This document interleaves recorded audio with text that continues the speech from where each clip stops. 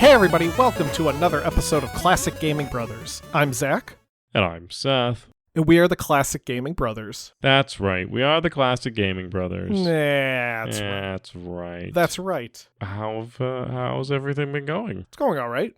Yeah. We're getting close to fall. It is near the end of summer. That's what I like about Classic Gaming Brothers is when we start off our episodes, we act as a calendar for people, but only on Sunday. So we are kind of a pointless calendar. Well, I mean, directionally, if you listen to this episode around the time that we recorded it, then it's directionally the season. And for our listener, Andy, in Australia, it's the opposite.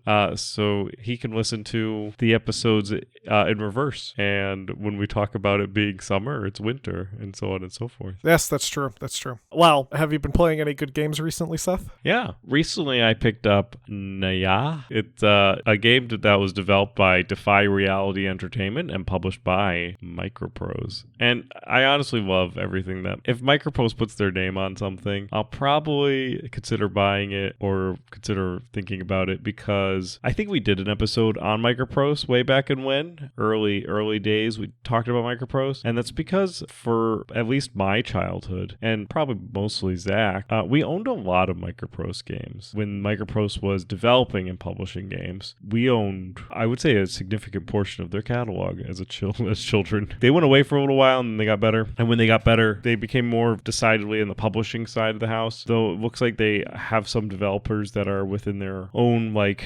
employed by them kind of thing, where it's published by Microprose, but the developer that they're publishing it is like a first-party developer. Regardless, I'm loving it. I'm loving Microprose coming back, and I'm loving the stuff that they publish. And AI is one of those games. It was released September 2nd, 2025, and feels like it was released in like 2003.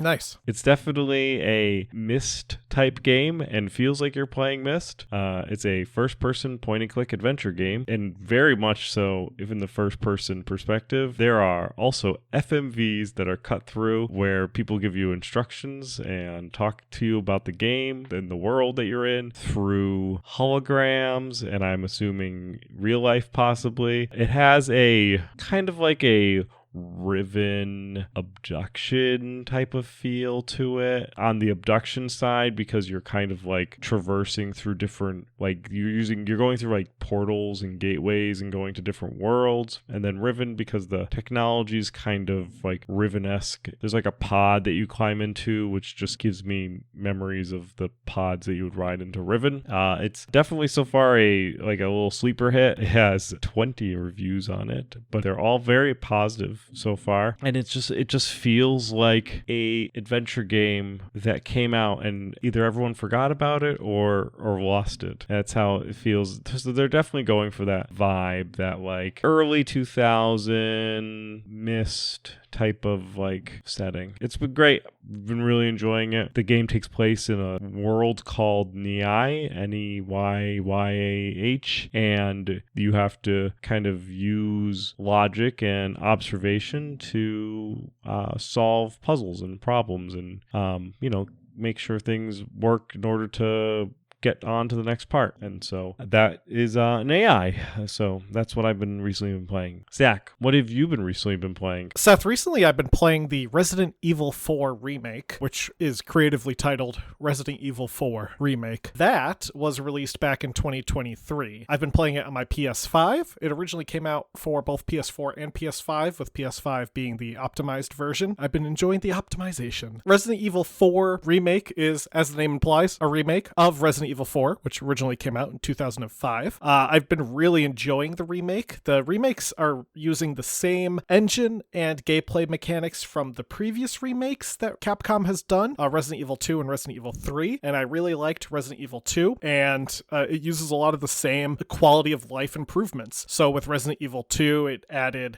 slightly better gunplay mechanics, it added a crafting system, and with this, they add a parry system, which is really silly because you can parry a chainsaw with a combat knife, which I don't think you can do in real life, but Leon sure can, and it's very funny. For those who don't know, Resident Evil 4 primarily involves Leon, who was originally a character in Resident Evil 2, being tasked with rescuing the president's daughter, Ashley, who has been kidnapped by a cult. The cult is a group that worships a parasite known as Plaga, and you go to a small village in Spain where you are attacked by angry villagers who are all infested with Plaga. And your job is to figure out what's going on and save Ashley. And when you do save Ashley, your job is to make sure she doesn't die. In the original Resident Evil 4, this was kind of annoying. In this version of the game, they made Ashley have a bit more agency, and she's a little less annoying to keep an eye on. However, I did accidentally put a buckshot into her when I was trying to help her, which you shouldn't do when you're trying to save people. But it's a fun game. I've been enjoying it. There's also a DLC campaign that I got when I purchased this game called Separate Ways, which primarily features Ada Wong, who is a secondary character in the game, and this allows you to play as Ada. I haven't had a chance to play it yet. My plan was to play through Resident Evil 4 and then play Separate Ways, as most people do with DLC, but it is a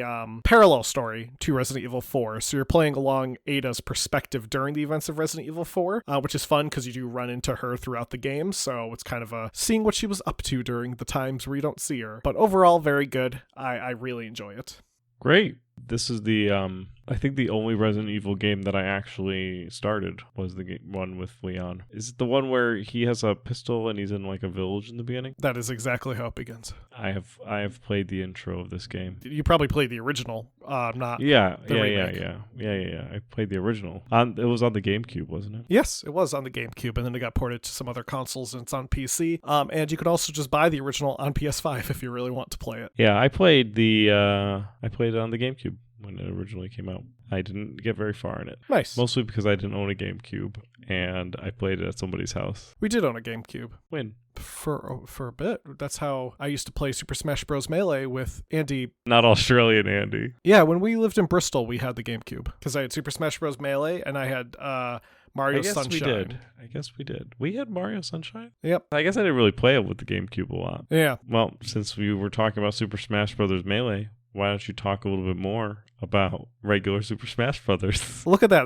That was an amazing segue. That was Dean Kamen himself would have been so jealous of that segue right there. I'm a professional when it comes to segues. I know, you're like a tour in Washington, D.C. Getting into today's episode, we are certainly talking about Super Smash Brothers. Back in the Crossovers episode, we mentioned that we should do an episode on Super Smash Brothers, so now we are going to do that episode. And who knows, maybe next week we'll do a Dragonlance episode, because we said we would do that in our SSI episode, and we're just going to keep doing sequels to episodes, but a few episodes later. But only a few. If you don't hear it in the 2 episodes, we're not doing it. Now, Super Smash Brothers is a great series. I have some great memories of it. I remember playing the original on the N64. I remember playing a lot of Melee when it came out. I played a lot with a friend of ours, or a friend of Seth's rather, who used to come over and visit. We used to play a lot of Super Smash Bros. Melee. I played a lot as Pichu for some reason, because I thought Pichu was fun, even though he was kind of annoying. And I also was a fan of playing as Mewtwo. I liked Mewtwo a lot. And yeah, it was a solid game. I really liked it.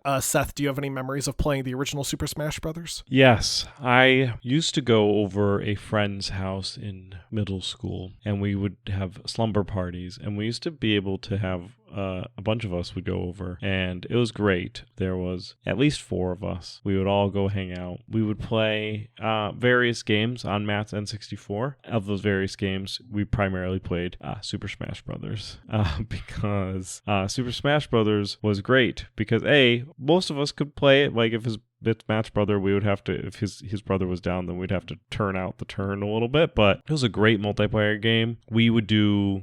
Oh, and I think there was this guy named Bill that showed up. We would do Super Smash Brothers tournaments, and Ness is in Super Smash Brothers, and Bill would say Ness is the bee's knees. And so now whenever I think of Ness, I think of Bill saying Ness is the bee's knees, since I did not know anything about Earthbound at the time that Super Smash Bros. Came out. So I didn't know who Ness was. And I was just like, I know all these other characters. I'm like, who's this guy? And Bill would just be like, he's Ness. He's the bee's knees. And that was it. And to this day, I don't even know if Bill knew. Bill was just kind of a silly dude. But yeah, so that was... that's my history of Super Smash Brothers. Yeah, well, it's a great game, and I thought it was always fun playing all the different characters, and it was kind of like an interesting way to do a crossover. We had all these characters that were interconnected by one company, and later on they started expanding on that. But to get into the history of Super Smash Brothers got its start with two names that are familiar to the Classic Gaming Brothers podcast, Masahiro Sakurai and HAL Laboratory. Both were mentioned extensively in our episode that we did on Kirby back in episode 207. For a quick refresher, HAL Laboratory got its start in Chiyoda, Tokyo in 1980 by Mitsuhiro Ikeda. The company originally developed games for the Commodore VIC-20 and MSX computers. In the mid-1980s, the company formally began a relationship with Nintendo, working on the development of first-party titles. And then the company would earn the unique position of being a second-party developer, in that they had exclusive contracts with Nintendo, but were not solely owned by Nintendo. So they could make games for Nintendo, they could not make games for anyone else. In the 1990s, a young developer named Masahiro Sakurai joined HAL Laboratory and would develop the game Kirby's Dream Land, which became a huge success, and he was only 19 when he developed Kirby's Dream Land. He would also serve as the director and game designer for Kirby's Adventure in 1993, and as director for Kirby Superstar in 1996. At some point after the development of Kirby Superstar, Sakurai would pitch an idea to his co-worker, Satoru Iwata, for a game called Dragon King the Fighting Game. His original idea for a game would have been featured up to 4 fighters on multi-tier levels. Instead of health points, he utilized a percentage system that would decrease the character's weight, which allowed for certain attacks to send the opponent flying. His initial demo that was designed involved 4 nondescript fighters battling in front of Mount Fuji. This fighting system may have come about from a story that Sakurai told once about going to an arcade and beating a bunch of casual gamers in King of Fighters. He wanted a fighting game that was beginner friendly and didn't require you to memorize a bunch of combinations of buttons and joystick presses. Iwata was impressed by the idea and would join on the project. Both, however, knew that fighting games were not as popular as they once were, so Sakurai began to brainstorm ideas to make them stand out. Sakurai came up with the idea, if the gameplay is not popular, let's make the characters popular, and decided to integrate Nintendo characters as the fighters, putting together a prototype that featured Mario, Donkey Kong, Samus, and Fox McCloud from Mario, Donkey Kong, Metroid, and Star Fox. Except for Samus, they're all from games that are named after themselves. So he put this prototype together. However, Sakurai did not have permission to do this. He had believed that it would just be rejected outright, so he wanted to have a presentable demo that showed that how it could work. However, Nintendo thought this was great, and instead of denying it, they were like, no, this is good. Continue. And he was like, oh, okay, I guess I'm making a Nintendo fighter now. And thus began the work on Super Smash Bros., the name of which came about when Satoru Iwata suggested that they use the word brothers in the title to show that the characters were actually friends and weren't actually fighting. Yeah. Which is why we use brothers in our title. That's right, because we're actually friends and we're not actually fighting. That's right. Now, during development, a few characters would be cut from the initial roster. The characters of Marth from Fire Emblem, King Dedede from Kirby, Bowser from Super Mario Bros., and Mewtwo from Pokemon would all get axed. However, these characters would later appear in the sequels, Super Smash Bros. Melee and Super Smash Bros. Brawl. The final roster consists of Captain Falcon from F-Zero, Donkey Kong from Donkey Kong, Fox McCloud from Star Fox, Jigglypuff from Pokemon, Kirby from Kirby, Link from Zelda, Mario from Super Mario Bros., Pikachu from Pokemon, Samus from Metroid, Yoshi from Super Mario World, and Ness from Earthbound. So, decent-sized roster. To promote the game in North America, Nintendo hosted an event called Slam Fest 99 at MGM Grand Adventures theme park in Las Vegas in April of 1999. The event featured real-life wrestling between people dressed up as Mario, Pikachu, Yoshi, and Donkey Kong in very large mascot costumes. These costumes would be featured later in a commercial that featured the song Happy Together by the Turtles. And I remember remember this commercial. So this was, 1999 that I Right. remember seeing this commercial on probably like Cartoon Network. And it featured those characters running through a field as like, it's happy together. And then they just start punching each other. Yeah. I also remember that commercial. That commercial is readily available. You can find that commercial on YouTube. Slamfest 99, the event, is lost media. Despite the fact that it was live streamed via Real Player, was available for download, not a single person has come out and said that they've had a copy of it, and it is currently considered lost media. So if you happen to be browsing through your hard drive and you find a copy of Slamfest 99, let the internet know, because I think there's a bounty available for it at this point, if you want to potentially be part of found history. In terms of gameplay, beyond that what we've already discussed, Super Smash Bros. Is unique for fighters in that there are a large variety of items that can be used. This includes Pokeballs, Koopa Shells, and even proxy mines from GoldenEye 007. One weapon, the Home Run Bat, is a staple to the Smash Bros. Games, and if used right, will automatically send an opponent off the map. I feel like the Home Run Bat was one of those weapons that we attempted to eliminate from our professional competitive play. Oh yeah, whenever I played with friends, that was like one of the things that we always took off the available when we're playing Brawl. I think it was specifically because Brawl you could do very specific item loads. We always banned Home Run Bat. When we played the old versions of the games where you couldn't do specific item loads, I think the rule was if the Home Run Bat appears, just throw it. Yeah, another weapon, the hammer, will allow you to stun lock an enemy and potentially launch them off if you can hit them enough times in a row. And played a really annoying soundtrack that Zach can drop in right here.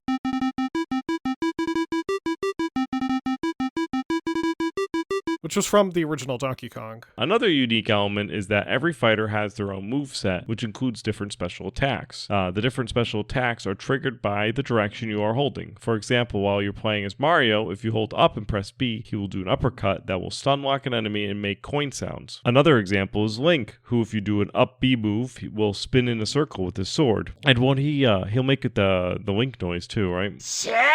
And Captain Falcon will say, "Show me the moves." Show me your moves. Well, that's like his taunt. Oh yeah, all the characters have taunts too. Like Mario will like grow slightly. And, yep, Mario grows slightly and just stands there. Kirby says hi, and he just like waves at the camera. Doesn't one of them fall asleep? I think Jigglypuff might fall asleep. Oh yes, that's true. I think you're right. Because this was also a time when a Pokemon was very popular as well. Yeah, it was like two Pokemons, 2 Mario folks, 3, 4. I mean, if you count Donkey Kong as a Mario character, because he's technically a Mario character. But he's not in this Donkey Kong. He's not a Mario character. So excluding Donkey Kong, there are 3 Mario characters because Yoshi is also a Mario character. Mario, Yoshi.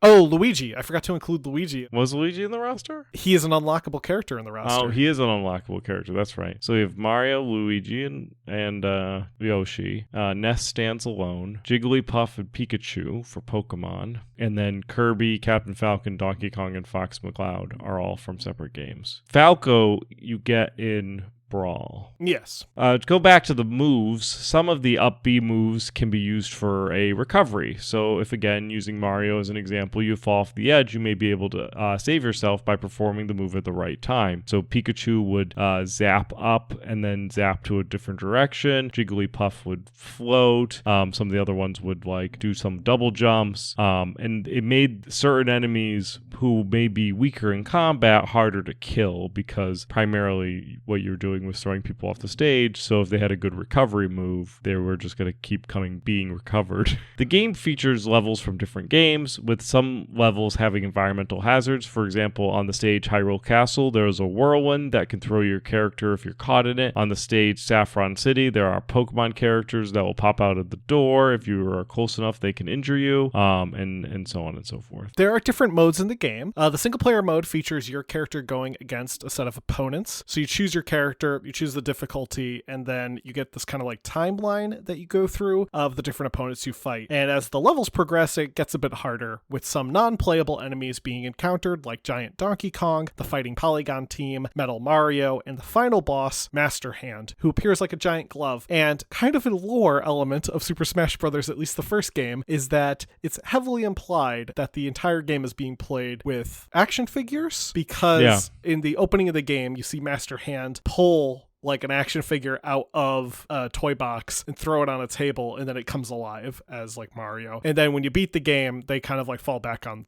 the table, almost like Toy Story style. So it is it's heavily implied that it's just a child playing with these toys, and Master Hand is you fighting against your god, or rather you're fighting the child. But those are the non-playable enemy characters, and it was always fun with like stuff like that, like the Fighting Polygon Team, where it's just hundreds of these purple guys that just show up and start attacking you. There are also 2 mini games that you will encounter, that being Break the Target and Board the Platforms. Break the Target is mostly self-explanatory. There's a bunch of targets. You have to break them before the time limit. And Board the Platforms is basically break the target. Instead of breaking targets, you stand on platforms before the time limit runs out. Multiplayer is probably where people remember Super Smash Brothers. I don't think too many people, I mean, you might have played single player. I played a lot of single player because I don't have friends. But when people were getting together, they were playing the multiplayer version. And playing multiplayer is where it's at, because it also provides the most replayability. As even the original Super Smash Brothers had a ton of options. You had the ability to play the game using stock lives. You have the ability to play against the clock. So basically everyone has unlimited lives, but you play until the time runs out, and whoever gets killed the most loses, and whoever did the most killing wins. You can do a free-for-all fight, you can do a team battle, you can do like 1v3, you can do 3v1, I guess, 2v2. Yeah, you could. We used to do 3v1s all the time. And if there is a tie in the game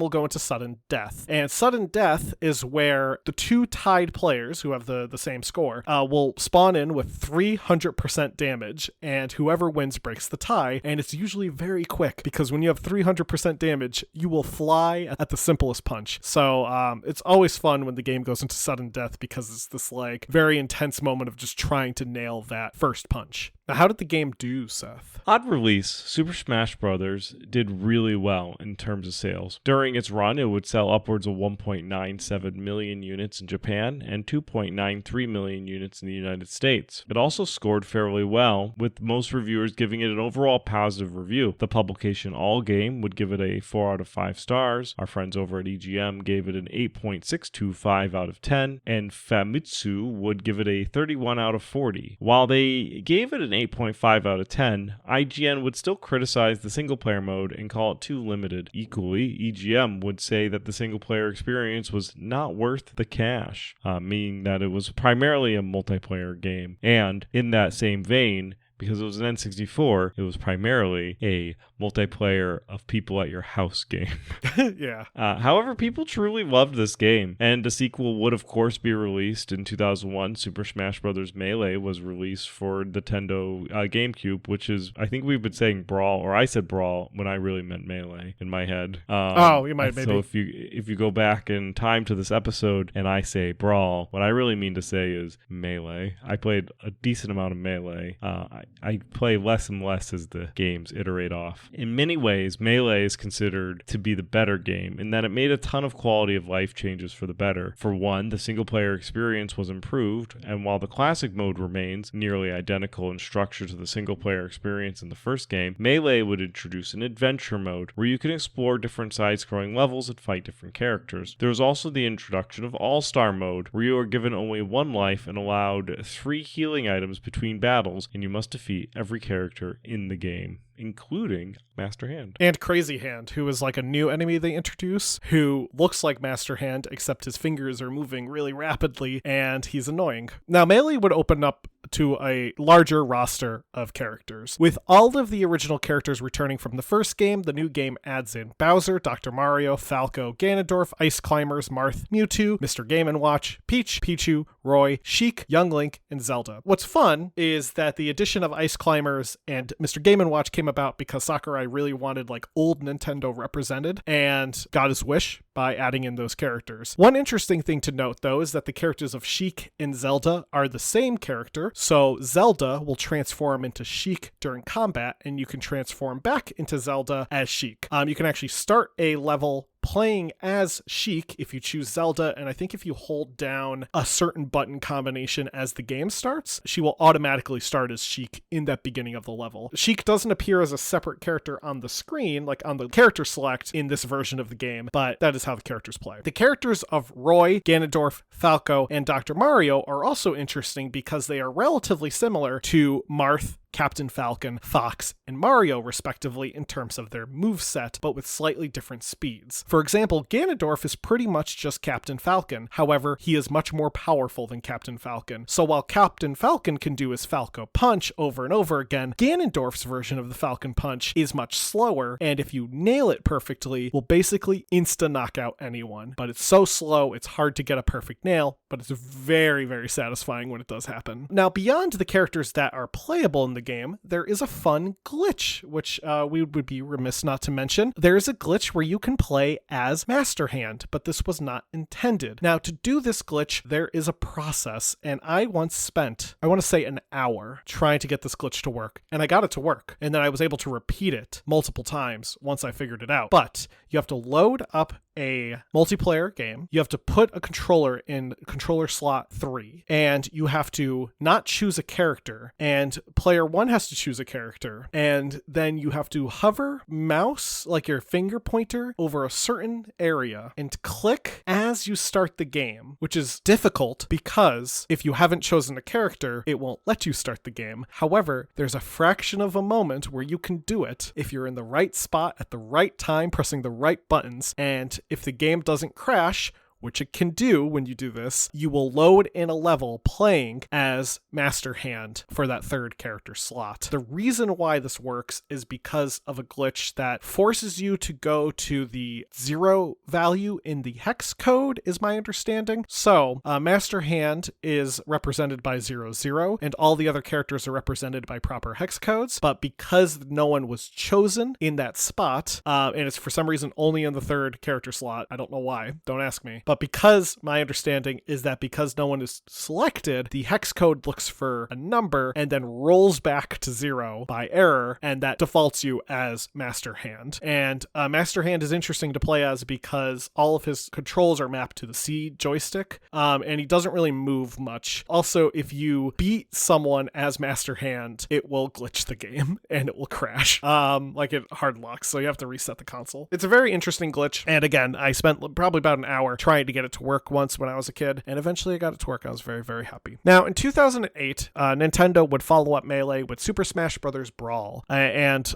this not only added to the roster yet again, but also included an entire story mode called the Subspace Emissary, which is okay. It's a bit weird. It involves Rob the Robot and these aliens, and it's interesting. Joining the roster, though, is Diddy Kong King DDD Pokemon Trainer, who consists of Ivysaur, Charizard, and Squirtle, who all play differently from each other, Meta Knight, Lucas, Lucario, Olimar, Pit, Rob the Robot, Toon Link, Wario, Wolf, Zero Suit Samus, and Sonic the Hedgehog and Solid Snake, who were the first third party outside of Nintendo characters to be introduced into this growing world of fighters, which was fun. It was fun to be able to play as Sonic for the first time and actually fight against Mario, finally figure out with your friends who would win in a fight, Mario versus Sonic. Now, a few characters from Melee would get the axe, unfortunately, such as Roy, Pichu, Mewtwo, Dr. Mario, and Young Link. Good. Now, in 2014, the most annoyingly named game in this franchise, Super Smash Bros. For the Nintendo 3DS and Wii U. For both of the 3DS and the Wii U came out.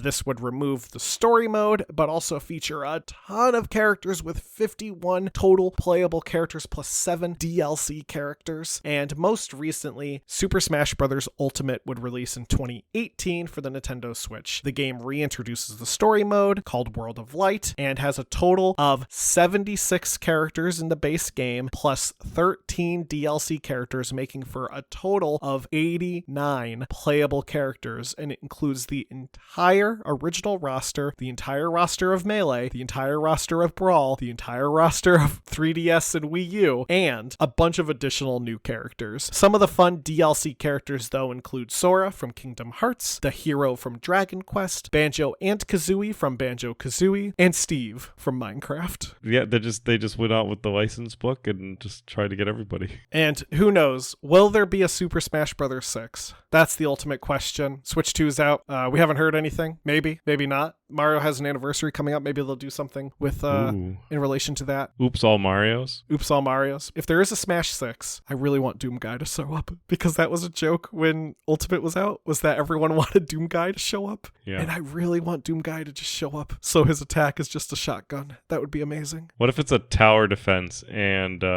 you play as Doom Guy and you have to defend against all of the characters that have ever been in a Super Smash Bros. Game? That would be fun. That being said, we can speculate all we want, but that will do it for our Super Smash Bros. Episode. I hope everyone enjoyed it, but before we get finished with this episode, we should probably talk about our retro rewinds. Seth had me play Blast Corps for N64. Blast Corps was released in 1997 and developed by Rare Software and published by Nintendo. You start the game as Bulldozer, but you can play as other vehicles or like a mech later, and you destroy things, pretty much buildings, obstacles, anything in the way. The first mission is you have to guide a fire truck to its destination, and you have to destroy everything in the fire truck's path. And it's just very fun, and one of the things I liked about it was at one point I drove my bulldozer into something that was not into the fire truck's path, and I got a pop-up that just said, "Isn't destroying things fun?" And then it said, "You should probably do your mission, but you can always come back to destroy more." And the game does have a really open world approach to how you tackle the game. Obviously you have to accomplish your objective, but if you want to stick around in the level for a bit and just demolish the entire level, you'll get points to do it, and everything you destroy gives you points and money, and it's just overall a good game. It's the best game to get you to drive a bulldozer around and destroy everything in your path. Overall, I think Blast Corps holds up. I think it's a great little arcadey game for the N64. Definitely pick it up if you can find a copy. It is available on the Rare Replay, so if you have a Xbox Series X, I think, an Xbox One, you can probably pick up the Rare Replay, and Blast Corps is part of that collection. Next week, Seth, I want you to play a Rare game, a game developed by Rare. I want you to play Double Dare for the NES. Oh, that sounds like fun. Zach had me play Master of Magic for MS-DOS, developed by Simtex and published by Microprose in 1994. It came on MS-DOS. It was on also for a variety of other systems, but DOS is where it's at. In the game, you play as a wizard in a turn-based 4X strategy game, and where Civilization was the traditional history, and Master Orion was the science fiction, Master of Magic was fantasy. An early strategy game that definitely still holds up and has plenty of fans. I enjoyed playing the game. I felt like that the gameplay loop is still pretty solid and is a fun take on a strategy game. One of my favorite parts was, instead of a tech tree where you develop technology, your wizard just studies up spells like dispel magic and stuff like that. Instead of discovering gunpowder, they discover other things. Because you play as a wizard, you pick a wizard, you can pick one of the many famous wizards like Merlin to be the wizard that you are, and then you can rename them to be, you could look like Merlin and be named Moab, because that's what I did. Because all characters end up being named Moab sometimes. This game we also owned, Master of Magic. We owned it. We also never ran. I think there was an extended or an EMS RAM issue. There was some issue with running Master of Magic where it wouldn't run on the computer. And so we never actually played it on the computer, but we owned it. And the CD with the eye on it has haunted my dreams ever since. Oh yeah, I remember that. I remember it just didn't work. It just didn't work. We owned it. It had a gigantic manual and had a big purple box, and we owned it for a very long time.